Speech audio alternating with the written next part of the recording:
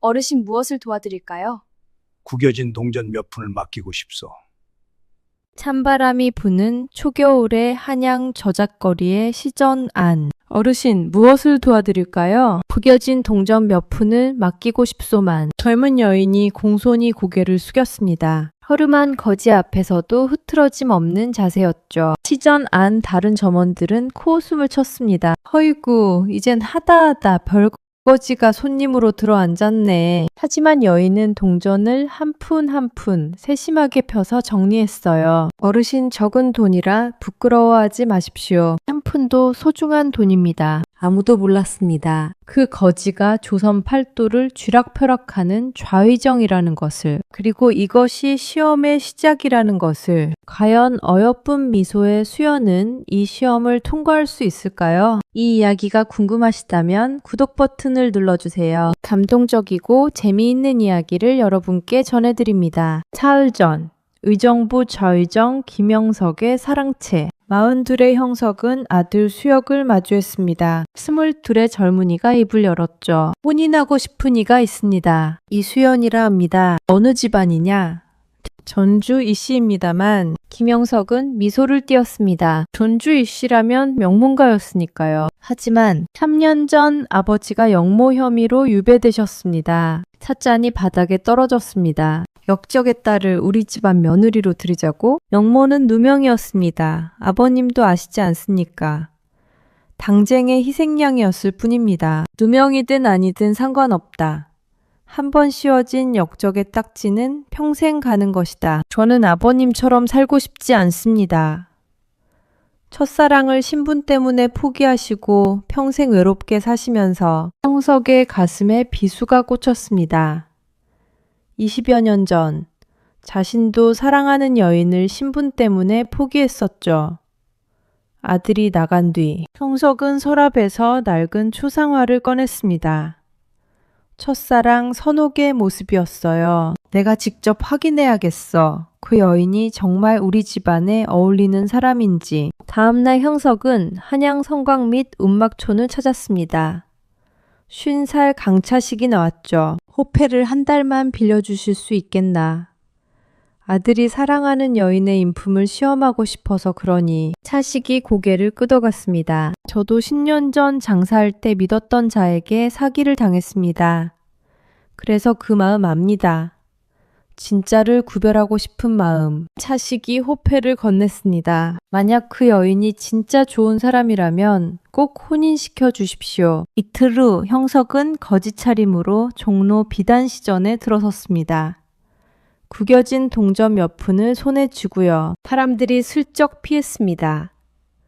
한쪽에서 18살쯤 되는 여인이 장부를 정리하고 있었어요. 어르신, 무엇을 도와드릴까요? 이 돈을 맡기고 싶소. 주변 점원들이 킥킥 웃었습니다. 허이구, 이젠 하다하다 별거지가 손님으로 들어앉았네. 하지만 여인은 공손히 허리를 굽혔어요.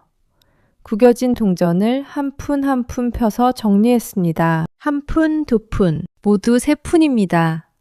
적은 돈이라 부끄러워하지 마십시오. 한 푼도 소중한 돈입니다. 형석의 마음이 뜨거워졌습니다. 여인이 증표를 건네며 말했죠. 다음에 또 오세요. 제 이름은 이수연입니다. 옆 점원이 비웃었습니다. 이거사, 저런 사람한테까지 친절할 필요 있어? 수연이 뚜렷하게 대답했습니다. 손님은 손님입니다.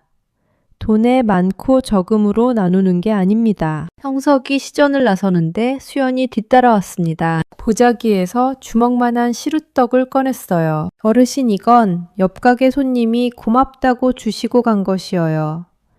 저도 어릴 적 배고팠을 때 누군가 먹을 것 한 덩이 건네주는 게 얼마나 고마운지 압니다. 형석은 떨리는 손으로 떡을 받았습니다. 우물가에 앉아 한 입 베어 물었죠. 평생 먹어본 것 중 가장 맛있는 떡이었습니다. 역적의 딸이라고 했던가. 하지만 저 아이에게서는 오히려 양반보다 더 양반다운 마음씨가 보였어. 저녁 운막으로 돌아온 형석에게 차식이 물었습니다. 어떠셨습니까?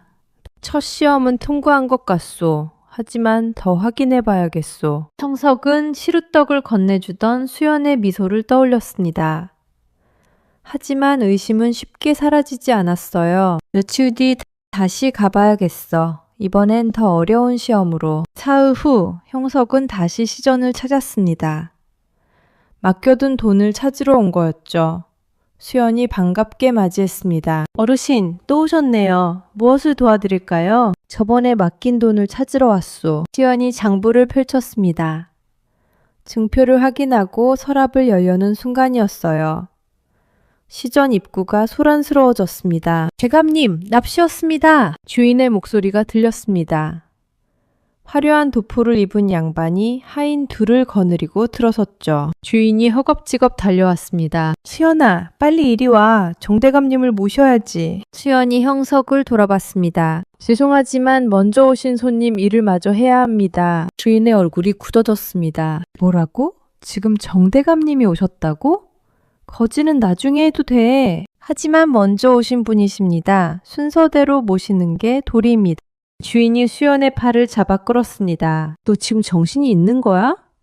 정대감님은 한 번에 비단 10필씩 사가시는 분이야. 수연이 팔을 뿌리쳤습니다. 그래도 순서는 지켜야 합니다. 시전이 조용해졌습니다. 모두가 이 장면을 지켜봤어요. 정대감이 코웃음 쳤습니다. 거지 하나 때문에 날 기다리게 하겠다는 거냐? 수연이 고개를 숙여 인사했습니다. 죄송합니다, 대감마님.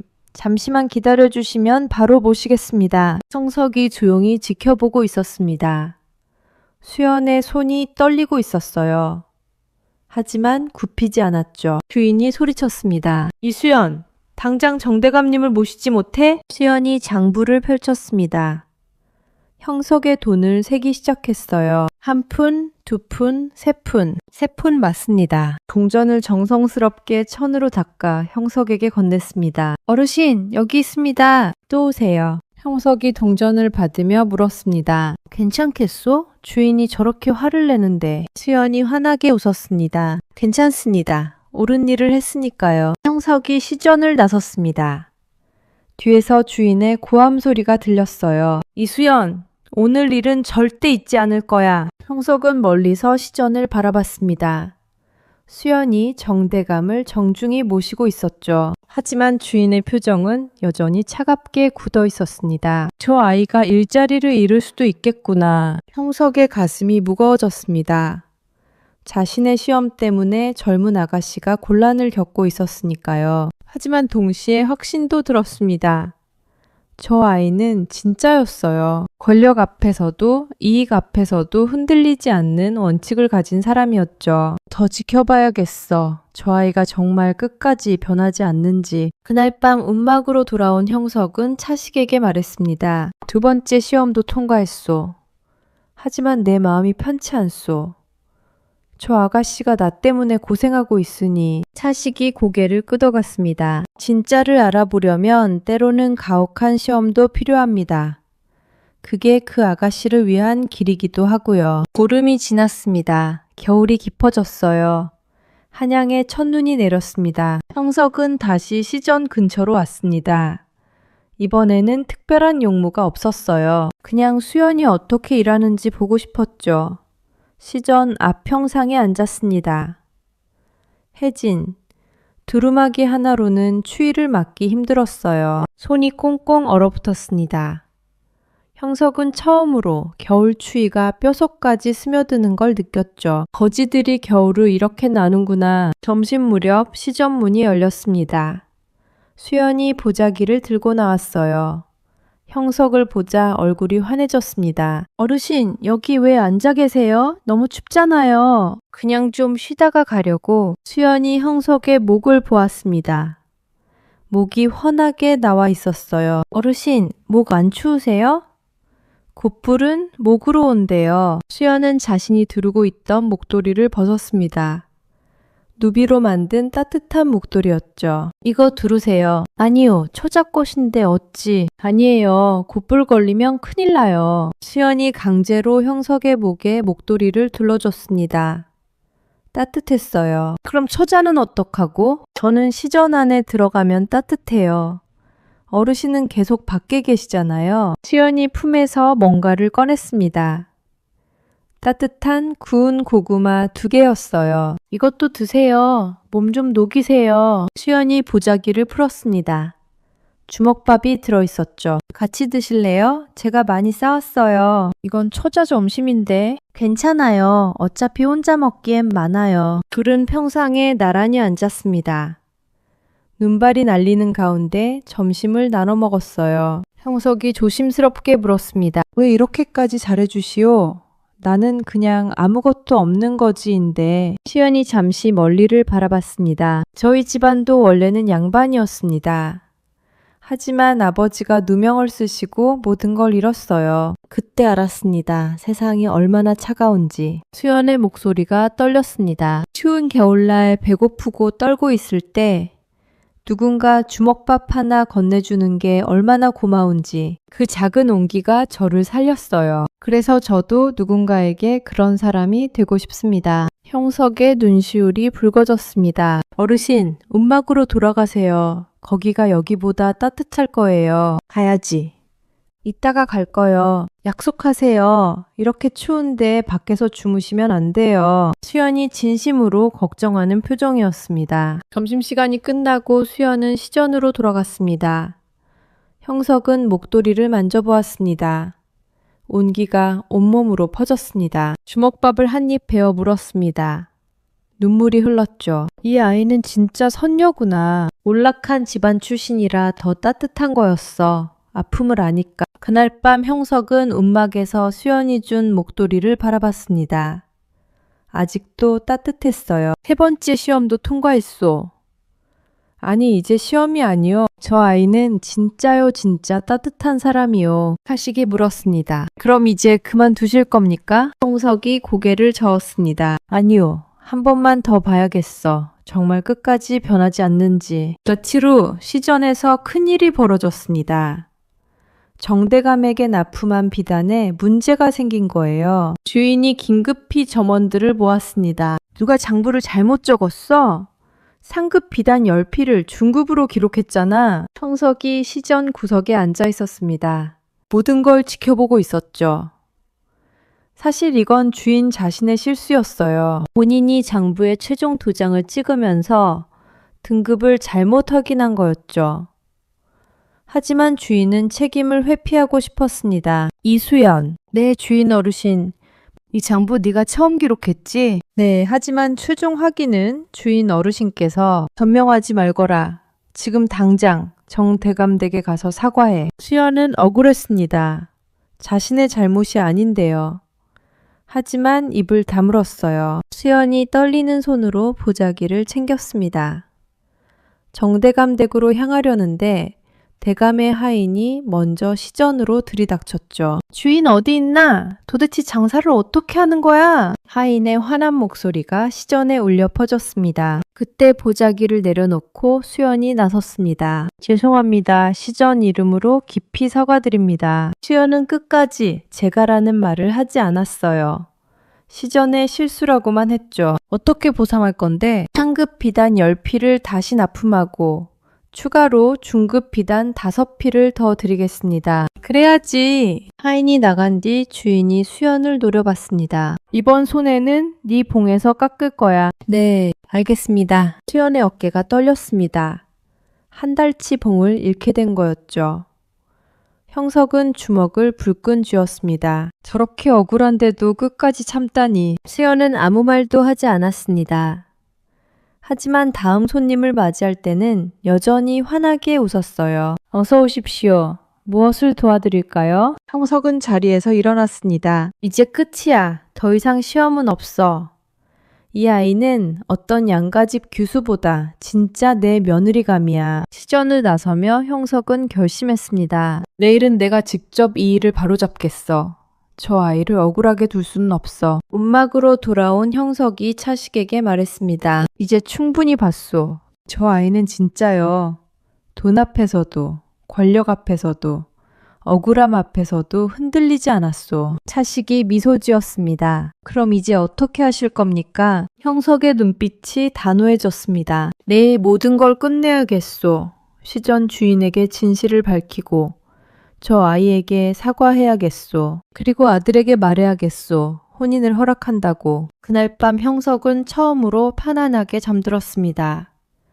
마음속 의심이 모두 사라졌으니까요. 다음 날 아침, 종로 비단시전, 가마와 말 두 필이 시전 앞에 섰습니다. 좌의정대감, 날이 납신다! 고급 관복을 입은 형석이 가마에서 내렸어요. 시전 주인이 허겁지겁 달려나왔습니다. 대감마님, 안으로 들어가지. 형석의 차가운 목소리에 시전이 얼어붙었습니다. 수연이 깜짝 놀라 형석을 바라봤어요. 저분은 강차식 어르신? 시전 사랑방에서 형석이 장부를 펼쳤습니다. 정대감댁 비단 등급건. 최종 도장 찍은 사람은 자네였지. 하지만 자네는 이수연에게 책임 떠넘기고 월급까지 깎았어. 주인의 얼굴이 새하얗게 질렸습니다. 이런 신뢰 없는 시전과 우리 김씨 가문의 비단 거래는 당장 끊을 수도 있어. 대감마님, 제발. 형석이 문을 열었습니다. 모두 이리 모이거라. 주인, 모두 앞에서 바로 잡으시. 주인이 수연 앞에 섰습니다. 이수연, 비단 거는 내 실수였다. 내게 억울하게 책임을 떠넘겼다. 정말 미안하다. 90도로 허리를 숙였습니다. 수연의 눈에 눈물이 고였어요. 형석이 모두를 바라봤습니다. 지난 한 달간 나는 거지로 이 시전을 다녔었다. 모두가 경악했습니다. 동전 3푼 맡기러 왔던 그 거지가 바로 나다. 시전이 조용해졌습니다. 거지라 욕했던 점원은 얼굴이 하얗게 질렸죠. 나를 사람으로 대해준 이는 이수연, 단 한 명뿐이었다. 3푼을 소중하게 받아줬고 추운 겨울날 목도리를 벗어줬고 억울하게 누명 씌었을 때도 흔들리지 않았었다. 형석의 목소리가 따뜻해졌습니다. 이수연 영애, 고맙소. 당신 덕분에 이 시전을 계속 믿을 수 있게 됐소. 그리고 김씨 가문은 앞으로도 이 시전과 거래할 것이오. 이런 훌륭한 사람이 있으니까. 수연은 믿을 수 없다는 표정으로 눈물을 흘렸습니다. 그 거지가 조선 팔도를 쥐락펴락하는 좌의정이었다니. 형석이 시전을 나서며 수연에게 마지막으로 말했습니다. 며칠 후 다시 뵙겠소. 그날 저녁 형석은 아들 수혁을 사랑채로 불렀습니다. 아버지, 부르셨습니까? 수혁이 긴장한 표정으로 들어왔습니다. 형석이 차를 따르며 말했어요. 앉거라. 수혁이 조심스럽게 자리에 앉았습니다. 형석은 한참 동안 아들을 바라봤죠. 미안하구나. 수혁의 눈이 커졌습니다. 아버지, 한 달 동안 내가 직접 시험해봤다. 거주로 변장해서. 예? 형석은 그동안의 일을 모두 털어놨습니다. 4번을 봤다. 4번. 모두 그 아이는 변하지 않았어. 몰락한 집안 출신이라 더 따뜻한 거더라. 아픔을 아니까. 형석이 아들의 손을 잡았습니다. 혼인하거라. 내가 축복한다. 수혁이 벌떡 일어나 아버지께 깊이 절했습니다. 아버님, 고맙습니다. 참 좋은 사람을 만났더구나. 다음날 형석은 음막촌을 찾았습니다. 강차식이 음막에서 나왔어요. 호패 돌려드리러 왔소. 형석이 호패와 함께 비단 보자기를 건넸습니다. 이건 뭡니까? 은자 100냥이요. 차식이 고개를 저었습니다. 필요 없습니다. 대감께서 원하시던 결과 얻으셨으면 됐습니다. 아니요. 자네 덕분에 내가 깨달았네. 진짜 가치가 뭔지. 형석의 목소리가 떨렸습니다. 내일부터 김씨 가문 사랑채 관리인으로 와주시겠소. 정식 자리를 주고 싶네. 차식의 눈에 눈물이 고였습니다. 정말입니까? 그렇네. 자네는 내게 진실을 깨닫게 해준 은인이니까. 차식이 떨리는 손으로 보자기를 받았습니다. 감사합니다. 다시 사람답게 살 수 있는 기회를 주셔서. 자네가 호패를 빌려주지 않았다면 나는 평생 내 며느리를 놓칠 뻔했어. 두 사람은 서로의 손을 꼭 잡았습니다. 일주일 후 차식은 낡았지만 깨끗한 옷을 입고 김씨 가문 사랑채에 섰습니다. 10년 만에 정식 일자리를 얻은 거였죠. 마루에 앉은 형석이 그를 보며 환하게 웃었습니다. 차식도 웃으며 인사했어요. 두 사람의 눈에는 희망이 빛나고 있었습니다. 형석이 사랑채로 들어서며 생각했습니다. 이제 실제 허락만 남았구나. 그 아이를 직접 만나 사과해야지 시험한 것에 대해. 며칠 후 수연이 인사차 김영석 대감의 문 앞에 서 있었습니다. 수연은 거대한 대문 앞에서 발걸음을 멈췄습니다. 이런 곳에 사시다니. 수혁과 세 달을 만났지만 그의 집을 처음 봤습니다. 수혁은 늘 평범한 옷을 입고 시전 근처에서 만났죠. 그래서 이웃 동네 작은 양반가 자제인 줄만 알았습니다. 설마 좌의정 대감의 아들일 줄은. 수혁 역시 자신의 신분을 밝히고 싶지 않았습니다. 자신의 자리만 보고 혼처를 넣는 양반집들이 많았으니까요. 그런 사람들은 자신이 어떤 사람인지 궁금해하지 않았습니다. 하지만 수연은 김수혁이라는 인간 그대로를 봐줬습니다. 둘은 별채로 안내되었습니다. 창가에 한 남자가 서 있었어요. 돌아서는 순간 수연이 숨을 멈췄습니다. 강차식 어르신, 놀랐느냐? 형석이 따뜻하게 미소 지었습니다. 강차식 어르신이, 아니 대감마님께서 어떻게 수혁도련님의 아버님이신 겁니까? 내 이름은 김영석이다. 수혁의 아버지이자 좌의정이지. 수연의 다리가 휘청거렸습니다. 형석이 미소를 지었습니다. 용서해 주겠느냐? 나는 앞서 한 달간 너를 시험했다. 좌의정의 말에 수연은 말문이 막혔습니다. 거지로 변장해서라도 아들을 향한 너의 진심을 확인하고 싶었다. 정말 미안하구나. 20년 전 나도 사랑하는 여인이 있었지. 이름은 선옥. 하지만 그녀는 양반이 아니었다. 가문에서 반대했고 나는 겁쟁이였지. 결국 포기했고 평생 후회하며 살았다. 형석의 목소리가 떨렸습니다. 그래서 자네도 반대했다. 역적의 딸이라고. 하지만 직접 보고 싶었었다. 정말 우리 며느리감인지. 수연은 말없이 눈물을 흘렸습니다. 동전 3푼을 소중히 받아줬지. 주먹밥을 나눠줬고 추운 겨울날 목도리도 벗어줬소. 억울하게 누명 씌었을 때도 흔들리지 않았다. 4번을 봤다. 4번 모두 너는 변하지 않았지. 돈보다 사람을, 권력보다 원칙을, 체면보다 진심을 먼저 세웠어. 형석이 고개를 숙였습니다. 제발 우리 며느리가 되어주시오. 몰락한 집안이라 부끄러워하지 마시오. 그래서 더 따뜻한 거였소. 아픔을 아는 사람이 진짜 따뜻한 사람이니. 수연이 떨리는 목소리로 말했습니다. 대감마님, 저는 수혁도련님이 이렇게 큰 댁의 아드님인 줄도 몰랐습니다. 그저 착한 양반 도련님인 줄만. 그게 내 아들의 진심이었소. 신분으로 사랑받고 싶지 않았던 거요. 형석이 수연의 손을 꼭 잡았습니다. 딸의 손을 잡는 것 같았죠. 그리고 수혁도 손도 함께 잡았습니다. 너를 만나서 깨달았다. 진짜 가문의 품격은 혈통이 아니라 사람됨에 있다는 것을. 20년 전 내 후회를 내 아들만큼은 겪지 않게 해주셔서 고맙다. 세 사람은 오래 손을 잡고 있었습니다. 창밖으로 따뜻한 햇살이 비쳤어요. 20년 전 잃어버린 사랑의 아픔이 이제야 치유되는 순간이었습니다. 한 달 후 김씨 가문 대청마루. 혼례 날이었습니다. 수연은 화려한 혼례복을 입고 수영 옆에 섰어요. 형석이 혼례를 지켜보며 눈시울을 붉혔습니다. 20년 전 자신이 못 이룬 사랑을 아들이 용감하게 이뤄냈으니까요. 혼례가 끝난 보름 뒤 형석이 수혁과 수연을 불렀습니다. 수연아, 한 가지 알려줄 것이 있다. 네, 아버님. 내 아버지 말이다. 수연의 얼굴이 굳어졌습니다. 아버지는 3년 전 영모 혐의로 유배된 곳에서 돌아가셨습니다. 내가 직접 조사했다. 자네 아버지는 무고했어. 경쟁의 희생양이었을 뿐이지. 형석이 품에서 문서를 꺼냈습니다. 의금부에서 재조사했다. 증거를 찾아냈고 무죄가 밝혀졌어. 이제 예전의 고위 양반직으로 복권되셨다. 수연의 눈에서 눈물이 쏟아졌습니다. 이제 너희 집안의 억울함은 풀렸다. 내 아버지는 역적이 아니라 충신으로 역사에 기록될 거야. 수연이 바닥에 엎드려 울었습니다. 아버지. 형석이 수연을 일으켜 세웠습니다. 네 아버지의 명예는 회복됐다. 그리고 네가 그 명예를 이어가야 해. 이씨 가문의 딸로서, 김씨 가문의 며느리로서 말이야. 수연이 눈물을 닦으며 고개를 끄덕였습니다. 세월이 흘렀습니다. 수혁은 병조 판서로 승차했어요. 젊은 나이에 군사를 총괄하는 자리에 오른 거였죠. 수연은 김씨 가문을 지혜롭게 이끌었습니다.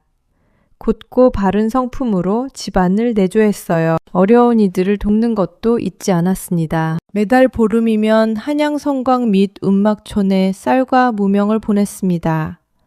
거지들에게 죽을 나눠주는 날이었어요. 수연이 직접 나가기도 했죠. 정경 부인께서 오셨습니다. 사람들이 환호했습니다.